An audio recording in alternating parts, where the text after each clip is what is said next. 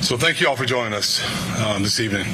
Tonight I stand side by side with our law enforcement partners, our mayor, city leaders, to share the heartbreaking news that Jacksonville has suffered the loss of 3 precious lives at the hands of an active shooter. This afternoon, a little after 1 p.m., an individual we have not yet officially identified entered a Dollar Tree in the Newtown area of Jacksonville, outfitted with a tactical vest, armed with an AR-style rifle, and a handgun.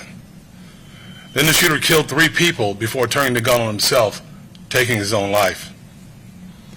Other than the 3 individuals killed and the shooter himself, there are no additional people who suffered gunshot wounds.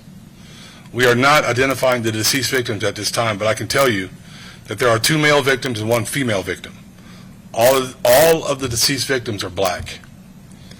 Multiple units from the Jacksonville Sheriff's Office responded to this active shooter scene, as did members of Jacksonville Fire Rescue, our mayor, and city leaders. We are still in the very early stages of this investigation, so there's a lot of information that we don't know at this time. I will share with you the information that I have been able to verify. The shooter was believed to have resided in Clay County with his parents. He was involved in a 2016 domestic call in Clay County with no arrest. In 2017, he did have a Baker Act. We know that at 11:39 a.m. today, Sheriff Cook gave us information that he left Clay County, headed to Jacksonville.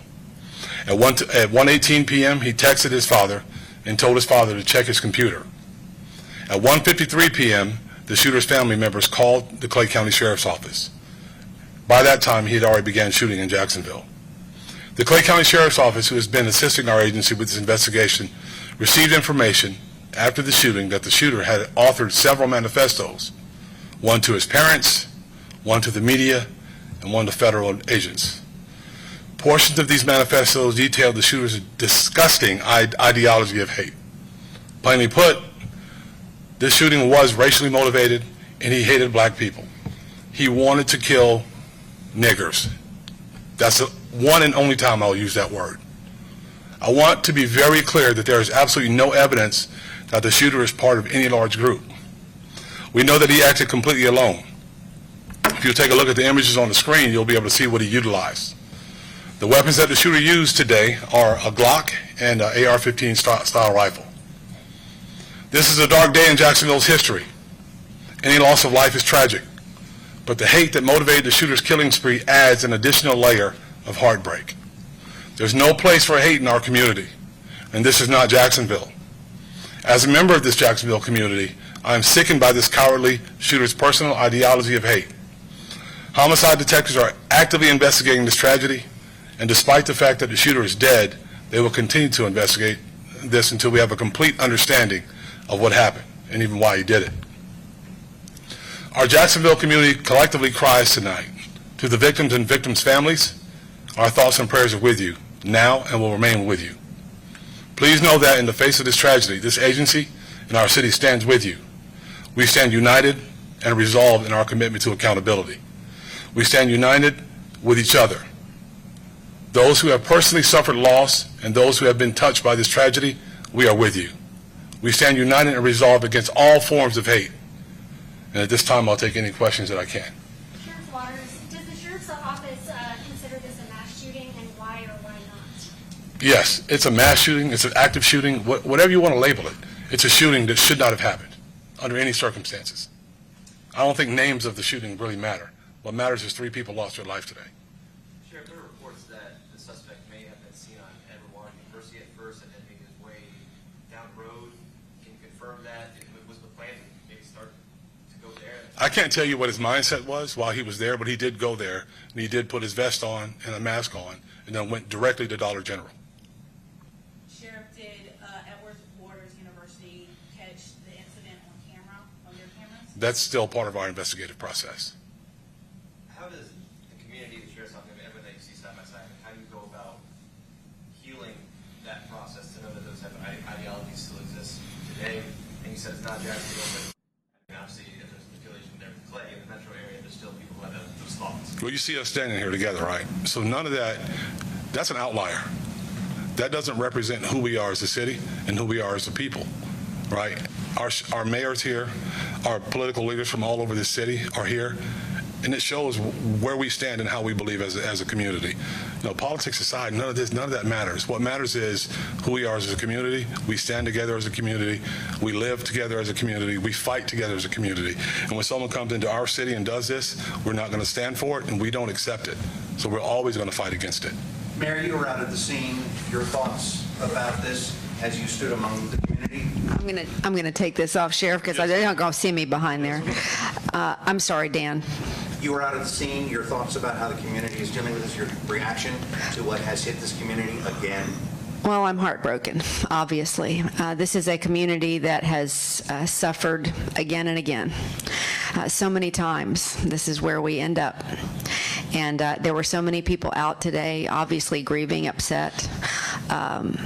It's just something that should not and must not continue to happen in our community. It's too often the same folks.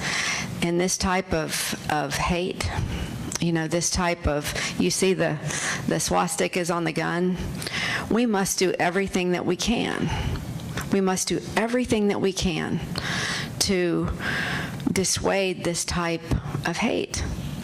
And so, I can't even begin to tell you how frustrating this is for all of us, because we've seen it too much. We've seen it too much.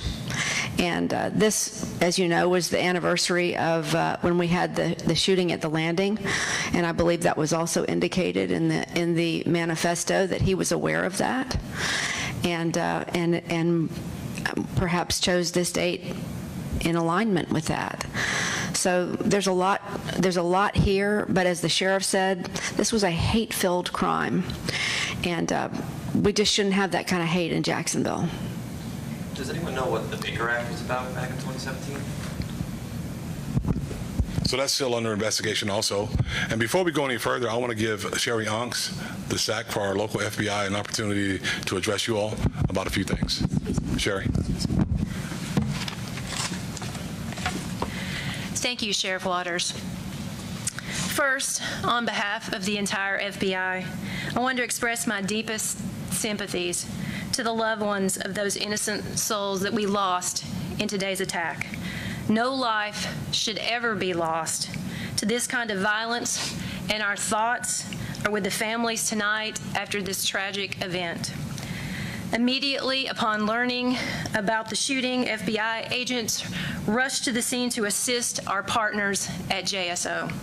As we speak, members of our evidence response team and our investigative specialists continue to work alongside JSO to ensure every FBI resource is brought to bear to aid in this investigation. I have committed to Sheriff Waters that our assistance will continue for as long as necessary. In addition, FBI Jacksonville is coordinating with the Civil Rights Division of the Department of Justice and the U.S. Attorney's Office for the Middle District of Florida. We have opened a federal civil rights investigation, and we will pursue this incident as a hate crime. Hate crimes are always and will always remain a top priority for the FBI, because they are not only attack on a victim, they are also meant to threaten and intimidate an entire community. Everyone has a right to feel safe in their communities and in their homes, and I assure you, the FBI will bring every resource we have to bear to bring justice to the families of those innocent lives we lost today. Thank you. I'll turn it back over to Sheriff Waters. Sheriff Merrick, you also mentioned swastikas were found on the gun. I saw the pictures of the gun. Yeah. Yeah. Did he own both those guns, or were those parents' guns? No, they were not those were not his parents' guns. I can't say that he owned them, but I know his parents did. His parents didn't want them in their house. Did he legally purchase those guns? From what we can tell, we don't know yet. That's still a deep part of the investigation we have to get into. Did he ever have the guns taken away by the red flag law? Again, that's something we can't get into because we don't know yet. I wanted to get out here. I want to tell you as much as we could right now so that our community will know, one, that there's no danger, no further danger, and two, I want to be as transparent as possible. I want to let you know exactly what his intentions were, because there's no reason not to tell our community what went on. And I think that's important for people to know. There was also the shooting at a White Sox game last night. There was a shooting earlier this morning in Boston. Obviously, we had the Jags tonight. I mean, is there going to be any sort of extra precautions in the near future for those type of big events and people who may? Jags games and events are very well covered, and one thing has absolutely nothing to do with the other. This was quite frankly a maniac who decided he wanted to take lives. Was this a targeted crime, Sheriff, or did he just pick a community and it was opportunity? No, he targeted a certain group of people, and that's black people. That's what he said he wanted to kill, and that's very clear. And I don't know that the targets were specific, but I know that any member of that race at that time was in danger of the black race. Any other questions? Sheriff Waters, I was going to ask, is there any reason why your office is not identifying him yet? Can you clarify why not? Yeah, I'd love to identify him, but we're not identifying him because we don't have a positive identification. It's very important for us as an agency to make sure that we have an official positive ID. When a person is deceased in Jacksonville, that body is in the custody of the medical examiner's office. So we have to wait until we can make a positive ID. Once we do that, then I'll tell you exactly who he is. Jumping off that real quick, is there, I mean, can you give it like an age range? Living with parents? Early 20s, Early 20s, white suspect? white male. Thanks, Sheriff. Thank you. One more question. Was it Dollar Tree or Dollar General? Dollar General. Okay. Dollar General. No, Dollar Tree was in there once. I just wanted to clarify. Yeah, Dollar General. All right, thank you. Update. Yep.